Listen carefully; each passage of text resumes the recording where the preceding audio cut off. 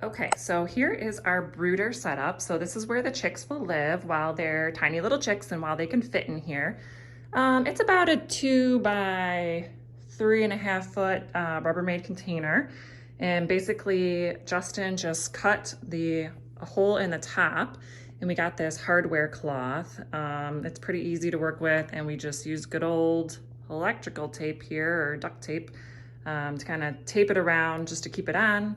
Keep the chicks secure inside to protect them from this little mess here and our dogs while they're tiny in the house. So they need to stay in the house until they're fully feathered and it's at least 50 degrees temperature at night. So they'll be with us for a little bit.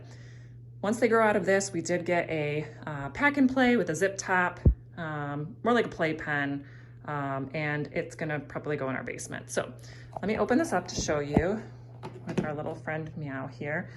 But it is secure on the sides, so the cat and the dog and even the kids can't get in most of the time unless I'm there. So take the top off and show you what we've got going on. We have a radiant heater. This is at an angle, so the chicks can go under it, and if they want to get extra warm, they can be in the back. If they want to get a little less warm, they could be in the front. I read that it is most similar to a mama hen, and then it gets raised up as they get bigger, so that way they can get the heat that they need while they need heat. I did put in, couldn't help myself, a little roosting toy. This is our waterer, which I read that chicks can drown in, so you put some marbles around it just for the first few days, so when they're drinking water they don't fall in and can't get back out.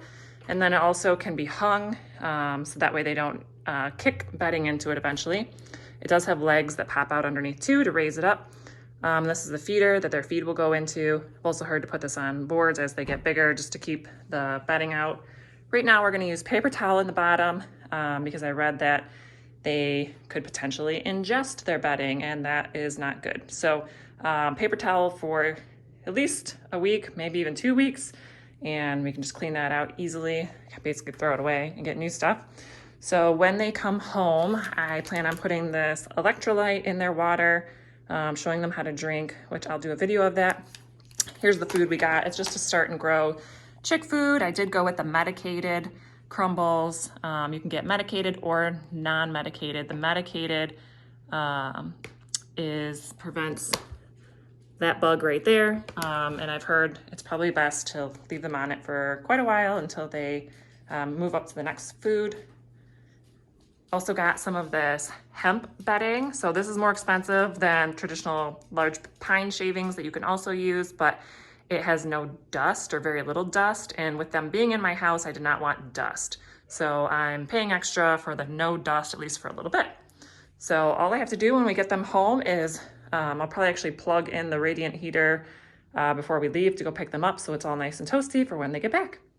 So stay tuned for another video with our chicks and I can introduce them to you as soon as I figure out what to do with them, tell you their names that the kids already have picked out.